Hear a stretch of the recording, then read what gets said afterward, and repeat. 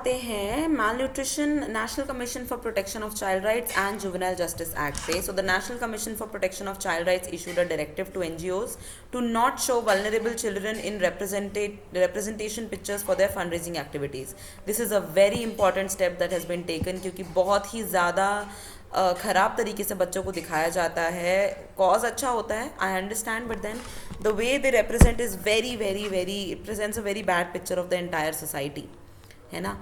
A 2000 campaign Khushi by a UK-based NGO Save the Children featured a 20-month-old baby lying on a hospital bed inside a malnutrition treatment center in Tonk, Rajasthan. Earlier, National Commission for Protection of Child Rights asked the NGOs to refrain from such depiction as it amounted to a violation of the Juvenile Justice Act 2015. वो बच्चा जब बड़ा हो गया, उस बच्चे के parents या उस बच्चे के आसपास के लोग, it's not something which is very appreciable in the society.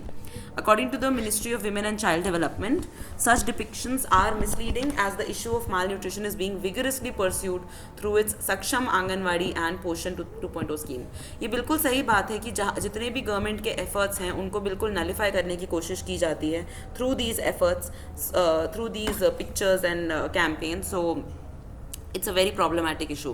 Malnutrition refers to deficiencies, excess or imbalances in a person's intake of energy and or nutrients.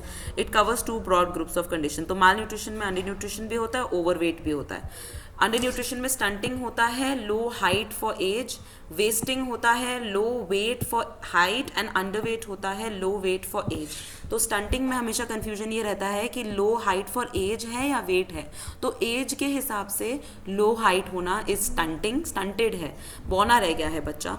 और मतलब बौना तो नहीं बोलेंगे, वो एक अलग है, वो ड्वार्फिज्म हो जाता है. But stunting is low height for age and underweight is low weight for age, wasting is low weight for height. ठीक है.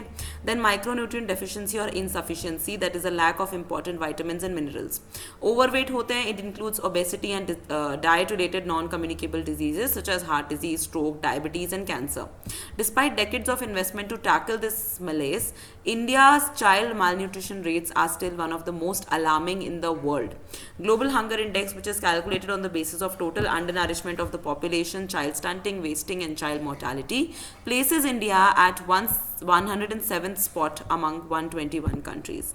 तो ये बड़ा इंपॉर्टेंट चीज़ है कि 107वां नंबर है हमारा 121 कंट्रीज़ में. ऑल्दो ग्लोबल हंगर इंडेक्स को भी क्वेश्चन कर रहे हैं हम कि आपकी मेथोडोलॉजी क्या है, because out of countries like Nigeria, Gambia, ये सारी कंट्रीज़ के बाद भी इंडिया को आप सबसे ज़्यादा माल न्यूट्रिशन कंट्री बोल रहे हैं. So is it on the basis of population और व्हाट?